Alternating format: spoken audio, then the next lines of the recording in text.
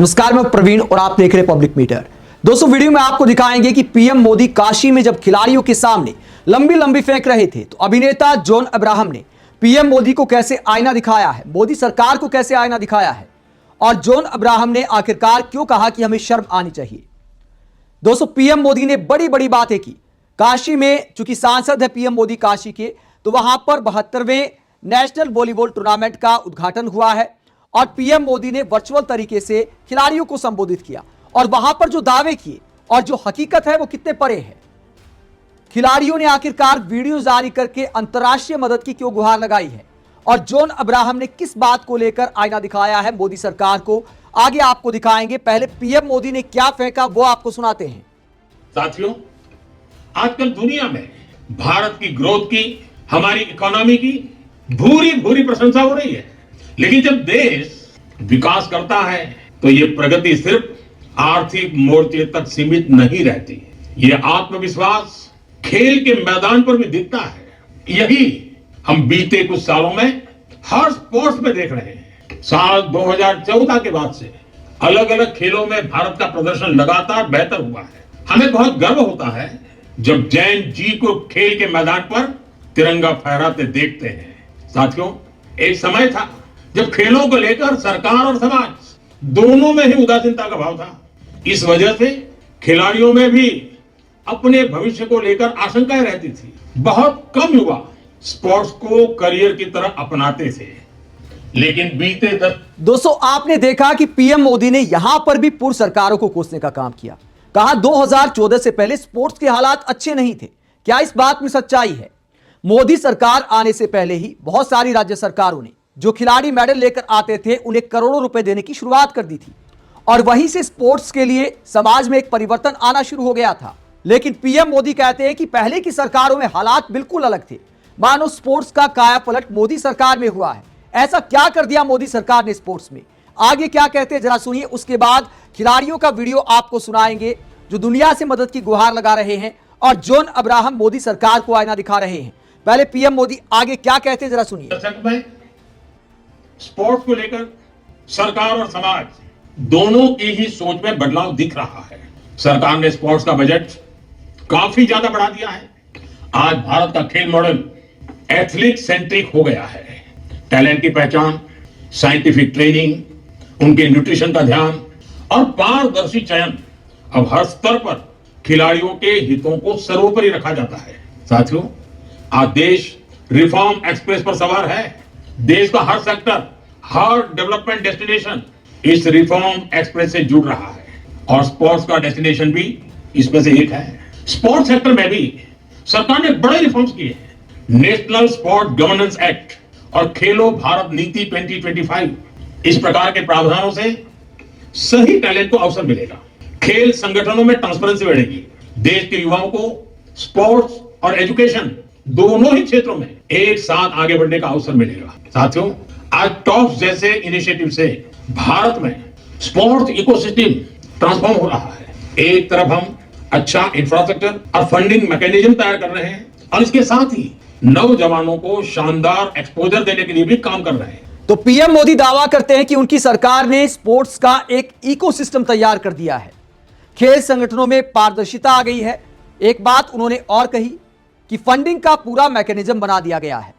लेकिन क्या वाकई स्पोर्ट्स में इतनी फंडिंग आ रही है कि खिलाड़ी बेझिझक बिना किसी चिंता के अपने खेल पर फोकस कर सकते हैं? अगर ऐसा है तो खिलाड़ियों को वीडियो जारी क्यों करना पड़ा? भारत के फुटबॉल को बचाने के लिए भारत के खिलाड़ियों ने वीडियो बनाकर मोदी सरकार को क्या संदेश दिया है, फीफा को क्या संदेश दिया है और जॉन अब्राहम ने क्या बोला है? क्या आईना दिखाया है कि हम कहां आ गए हैं, हमें शर्म आनी चाहिए।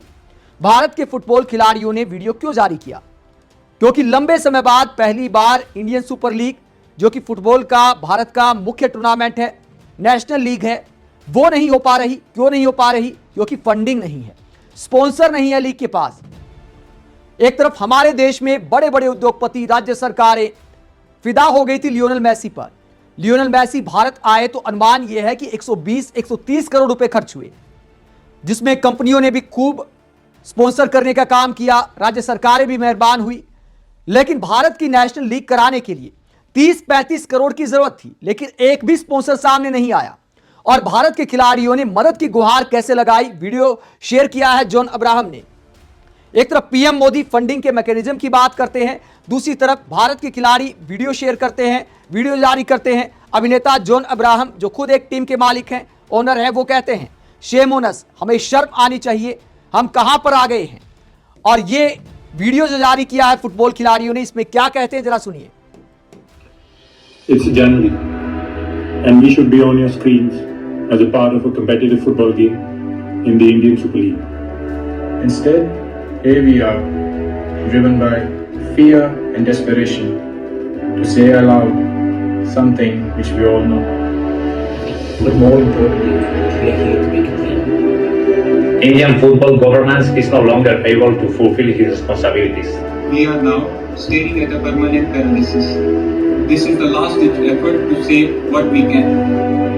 So we are calling the FIFA to step in and do what it takes to save Indian football. We hope this message gets to the powers that are in the ring. This call is not political. It is not driven by confrontation, but by necessity. It might sound like a big word, but the truth is that we are facing a humanitarian, sporting, and economic crisis. And of course, we need rescuing at the earliest. Players, staff, owners, and the fans deserve clarity, protection, and more importantly, the future. We just want to play football. Please help us do it. तो भारतीय football को बचाओ, इस संदेश के साथ खिलाड़ी video जारी करने को मजबूर हो गई। बहुत सारे खिलाड़ियों की सैलरी नहीं मिली है महीनों से, बहुत सारे कोचिंग स्टाफ की सैलरी नहीं मिली है महीनों से। ये भारतीय फुटबॉल के हालात हो गए हैं जहां खिलाड़ियों का भविष्य अंधकार में नजर आ रहा है। इसीलिए सभी खिलाड़ियों ने वीडियो जारी किया और फीफा से दखल अंदाजी की मदद की। अगर पीएम मोदी का दावा सही मान लिया जाए कि आपने मैकेनिज्म बना दिया है, तो खिलाड़ी स्पॉन्सर ना मिलने पर, लीग ना होने पर वीडियो जारी करने को क्यों मजबूर है। कहते जनवरी में कायदे से हमें फुटबॉल के मैदान पर होना चाहिए था, लेकिन हम ये वीडियो बनाने को मजबूर हैं, ये कहने को मजबूर है कि भारतीय फुटबॉल को बचाइए। जिस देश में मैसी के स्वागत में 125 करोड़ खर्च हो जाते हैं, वहां 30-35 करोड़ के लिए ये खिलाड़ी गुहार लगाने को मजबूर हैं, दुनिया से मदद मांगने को मजबूर हैं। और पीएम मोदी काशी में लंबी लंबी फेंकते हैं कि हमारी सरकार ने मैकेनिज्म बना दिया है। हालांकि मोदी जी के समर्थक बोल सकते हैं कि फुटबॉल फेडरेशन का मामला है, मोदी सरकार से क्या लेना देना है। मोदी सरकार से भी मदद की गुहार लगाई गई थी, लेकिन मोदी सरकार ने कहा कि देखिए, हम कोई पुल आउट पैकेज नहीं दे सकते, हम हालात को संभालने के लिए कोई पैकेज नहीं दे सकते, अपने आप देखिए। तो इस तरह की खबरें भी सामने आई हैं। तो सरकार जब मदद नहीं कर सकती तो पीएम मोदी लंबी लंबी क्यों फेंकते हैं कि हमने फीफा अंडर 17 टूर्नामेंट करा दिया, हमने ये करा दिया, वो करा दिया, हम फेडरेशन में पारदर्शिता लेकर आए हैं, फंडिंग का मैकेनिज्म बना दिया। जब इतनी बड़ी बड़ी बातें बोली जाती हैं और भारत के जो गिने चुने बड़े नाम हैं फुटबॉल में, वो दुनिया के सामने गुहार लगाने को मजबूर है, तो ये अंतर्राष्ट्रीय फजीहत वाला मामला है। कायदा यह बनता था कि मोदी सरकार को पहले ही दखल देना चाहिए था। जब खिलाड़ियों ने वीडियो जारी किया, जॉन अब्राहम जैसे बड़े चेहरों ने सोशल मीडिया पर आवाज उठाई, तो उसका कुछ असर होता हुआ दिखाई दे रहा है। अब क्या मामला सामने आया है? अब खबर यह सामने आई है कि अगले हफ्ते आईएसएल यानी इंडियन सुपर लीग की तारीखें आ सकती हैं। जो महीनों से मामला अटका हुआ था, खिलाड़ियों की आवाज उठाने पर लगता है कि फेडरेशन को थोड़ी शर्म आई है, या फेडरेशन कहां से पैसे का जुगाड़ करेगा, यह भी देखने वाली बात होगी। लेकिन अब खबर यह सामने आई है कि अगले हफ्ते इस लीग की तारीखें आ सकती हैं और फुटबॉल भारत में फिर से जिंदा हो सकता है। आप इस पूरे मसले को लेकर क्या सोचते हैं? क्या वाकई 2014 से पहले स्पोर्ट्स में कुछ नहीं था, और क्या 2014 के बाद मोदी सरकार ने स्पोर्ट्स का काया पलट कर दिया है? जब खिलाड़ी अंतर्राष्ट्रीय मदद की गुहार लगा रहे हैं और पीएम मोदी कहते हैं कि हमने स्पोर्ट्स का इतना बढ़िया इकोसिस्टम बना दिया है, फंडिंग का सिस्टम बना दिया है कि भारत के खिलाड़ियों की तूती बोल रही है दुनिया में। आप इस पूरे मसले को लेकर क्या सोचते हैं? कमेंट बॉक्स में अपनी राय जरूर दें, साथ ही चैनल को सब्सक्राइब भी करें। नमस्कार।